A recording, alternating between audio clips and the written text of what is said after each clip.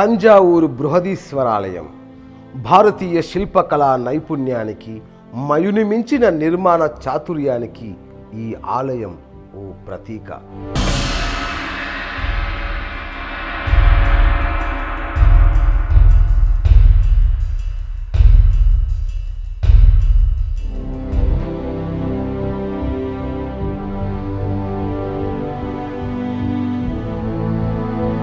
భారతదేశంలోని అతిపెద్ద ఆలయంగా, వింతలు విశేషాలకు నిలయంగా, ఆధునిక శాస్త్రవేత్తలకు అంతుపట్టని అద్భుతంగా ఈ ఆలయం శోభిల్లుతోంది. 1000 ఏళ్ల క్రితమే ఇంతటి బృహత్ ఆలయాన్ని కేవలం 5 సంవత్సరాల్లో నిర్మించడం ఎలా సాధ్యమైంది?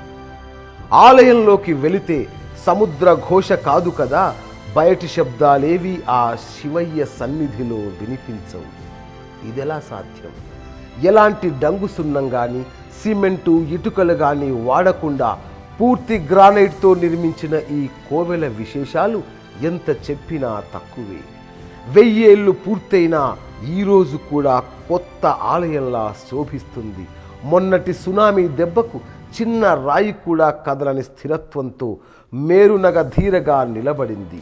ఊహకు సైతం అందని అద్భుతాల సమాహారమే ఆ శివయ్య కొలువుండే బృహదీశ్వరాలయం. ఈ ఆలయాన్ని క్రీస్తు శకం 1004లో ప్రారంభించి 1009లో పూర్తి చేశారు. కేవలం 5 సంవత్సరాల్లో ఇంత పెద్ద ఆలయాన్ని నిర్మించడం అప్పటి రాజుల నిర్మాణ కౌశల్యతకు నిదర్శనం. అవును, ఈ ఆలయాన్ని నిర్మించి 1000 సంవత్సరాలయ్యింది. బహు పురాతన ఆలయం ఇది. అందుకే ప్రపంచ వారసత్వ సంపదగా కూడా గుర్తించారు. బృహదీశ్వర లింగం మన భారతదేశంలోనే అతిపెద్ద లింగం. 8.7 మీటర్ల ఎత్తు, 5 మీటర్ల వెడల్పు ఉన్న భారీ శివలింగం ఇది. అంత పెద్ద శివలింగానికి తోడుగా నందీశ్వరుడు కూడా భారీగా ఉండాలనుకున్నారో ఏమో. అతిపెద్ద నంది విగ్రహం సుమారు 20 టన్నులు కలిగిన ఏక రాతితో నిర్మించారు. ఈ నంది 2 మీటర్ల ఎత్తు, 2.6 మీటర్ల పొడవు మరియు 2.5 మీటర్ల వెడల్పు కలిగి ఉంటుంది. ఒకప్పుడు ఈ మహాలింగాన్ని కేవలం రాజుగారు మాత్రమే దర్శించుకునేవారు. సామాన్య జనులకు ప్రవేశం ఉండేది కాదు. తరువాత దీనిని సామాన్య జనం కూడా దర్శించుకునేందుకు అనుమతించారు. అతి పెద్దదైన ఈ లింగంనకు చేసే పూజలు కూడా ఘనంగా ఉంటాయి. ఈ ఆలయ నిర్మాణానికి ఇటుకలు, సున్నపురాయి, బంకమట్టి ఇవేవీ ఉపయోగించలేదు. నిర్మాణంపై ఎలాంటి పూత పూయలేదు. పునాదుల దగ్గర నుంచి పీఠాలు, గోపురం, శిఖరం ఇలా అన్ని రాళ్లతోనే తయారయ్యాయి. వాటి బరువును బట్టి ఒక రాయి మీద మరొక రాయిని పేర్చి నిర్మించారు. ఈ ఆలయ గోపురం 13 అంతస్తులు ఉంటుంది. కేవలం ఈ ఆలయ నిర్మాణం కోసమే చాలా దూరం నుంచి గ్రానైట్ రాయిని తెప్పించి రాజరాజ చోళుడు 5 ఏళ్లలో కట్టించినట్లు చరిత్ర చెబుతోంది.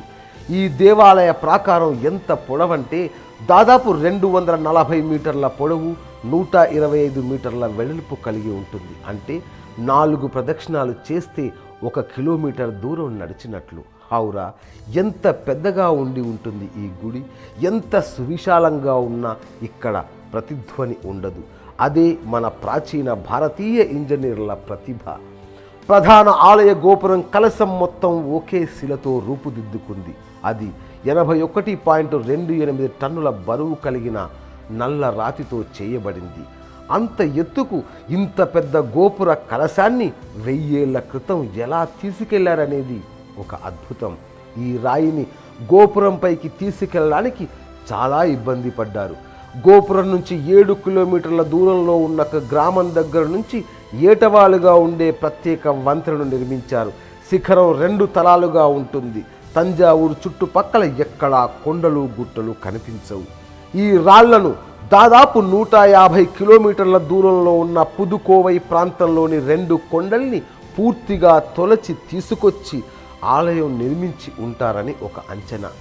ఈ ఆలయ నిర్మాణమంతా కుంజర రాజరాజ పెరుంతాచన్ అనే సాంకేతిక నిపుణుడు మరియు వాస్తుశిల్పిచే నిర్మాణం కావించబడింది.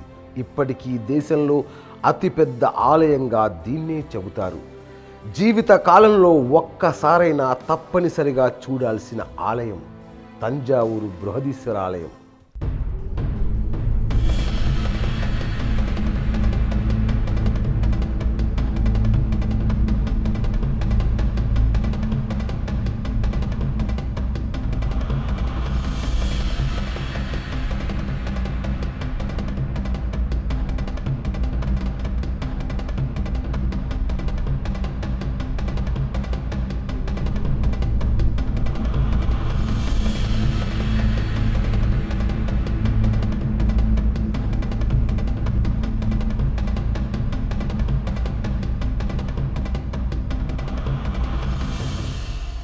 తంజావూరు బృహదీశ్వరాలయం గోపురం 216 అడుగుల ఎత్తు.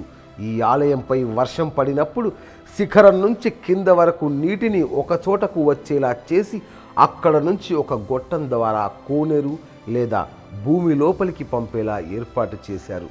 1000 సంవత్సరాల క్రితమే మన వాళ్ళు ఎంత గొప్పగా ఆలోచించారో చూడండి.